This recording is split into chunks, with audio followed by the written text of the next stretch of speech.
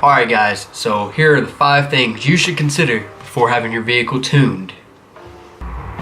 Quick disclaimer before we get this video started. I am not a professional tuner. I repeat, I am not a professional tuner. I am a do-it-yourself guy just like you, and the only knowledge I have on tuning is reading the tuning school books right here, which these guys are awesome, by the way. I'm going to put a link to their website and YouTube down in the description. I've read all their books and I've gone to their live seminar for the GM course. Alright, so I am GM certified and I've tuned about 8 cars now, including my own. Most of them have been bolt-ons, naturally aspirated, 1 nitrous car, and a few cam swaps. So my knowledge is not that big. But here are 5 things that I've learned and what I believe you should consider before going out and having your vehicle tuned. So number 1 is gonna be, what are your goals with the car? Do you want a badass daily driver, or do you want a weekend warrior? Or do you want to save on gas? Those are all things you need to consider, and you need to communicate with your tuner when you go to have your vehicle tuned. Know a goal. You know what my goal is? I want to make slow things fast and fast things faster.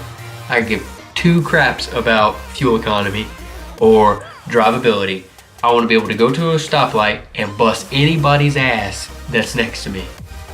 Alright guys, so number 2 on my list is, when should you get a tune? Well, this goes back into number 1. What is your goal with the vehicle? If you plan on running full bolt-ons, you're going to need a tune.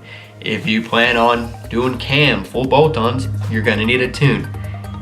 If you do boost or nitrous, you're going to need a tune. So what I'm saying is, you should tune your vehicle whenever you can, even if it's stock. If you drive a Silverado, and you're gonna know exactly what I'm talking about, you stomp on the gas and it just lugs and it picks up and then it goes, right? Well, that's torque management. Alright, a tune will fix that. So if you have a stock vehicle, you can get it tuned and you'll probably pick up 15 to 30 horsepower depending on what it is. With that being said, the tune is an extremely important part of your build. Alright, it is literally it's the brain of the whole operation. It's telling which cylinder to fire, it's telling how much gas to go in each cylinder, it's saying how much timing, when should it spark. Anything and everything your engine does is controlled by the computer, which is in the hands of your tuner, which is in the hands of you if you tune your own vehicle. So this leads into number 3. Number 3, who's gonna do the tuning? Guys, this is a very important part because tuners are not everywhere. Unless you're in Texas, then everybody likes to go fast. Everybody tunes, all right? So besides Texas, who's gonna do your tuning, right? This is something you should consider yourself. It's not that hard, I promise you. The tuning school, these guys right here, they make it possible. Step-by-step instructions on how to tune a vehicle. They cover GM. They're working on Dodge right now. They have EcoBoost, they have regular Ford, and they have Ford diesel, and I believe a Chevy diesel. Don't quote me on the last one. What I'm saying is, guys, anything you can imagine, besides like BMW and stuff that you see over here in Germany, they got it. It's not that hard to learn. They have online classes, they have live seminars, they have the books that you can keep with you throughout the tuning process so you don't mess things up. It's step by step, Barney style. The guys at the tuning school know what they're talking about. They're very smart. They're good at what they do.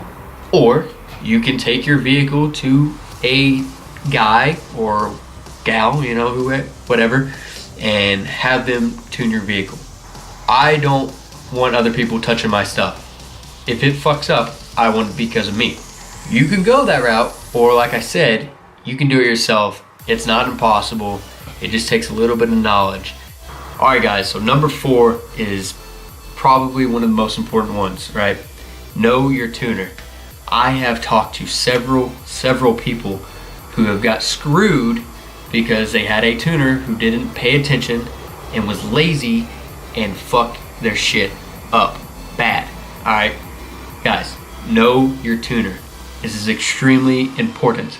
This is the whole reason I got into tuning myself, because there were a few guys around the area that I lived in who were tuners, and people's stuff was not running right. It was running super rich or dangerously lean, which is not good, right? So know your tuners, know their reputation, ask about them, shop around, consider doing it yourself if you want to learn, if you're a do-it-yourself type of guy. But seriously, do your research, talk to people. It's not that hard, guys, but it's probably one of the most underrated things when considering getting a tune is just to know your tuner. Just because they have a business does not mean that they are a good business.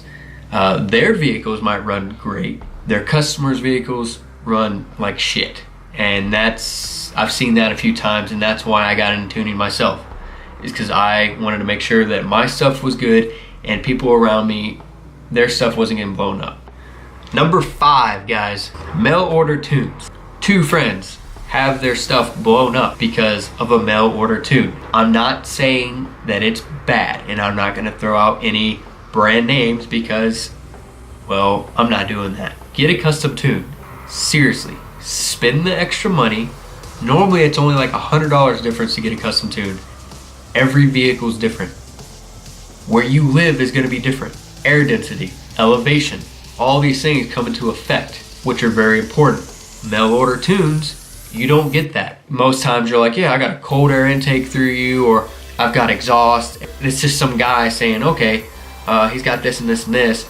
We'll go ahead and push this much timing, or pull this much timing, or add this much air, and they're guessing. They're not able to get actual scans of your vehicle in the environment that you drive in.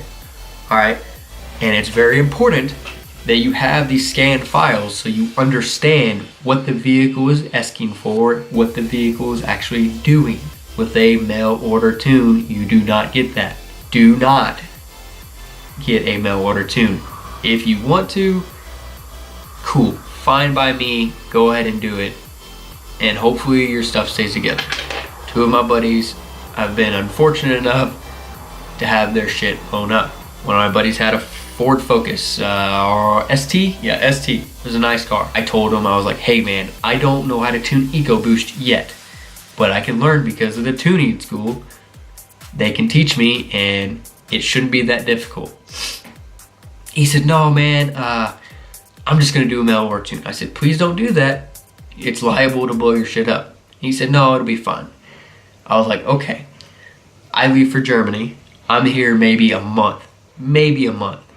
He sends me a picture of his Focus on the side of the street, oil all the way down. Threw a rod, slung it through the block, and that's all she wrote. So many different things that can go wrong with just loading a file into your computer and hoping that it rides.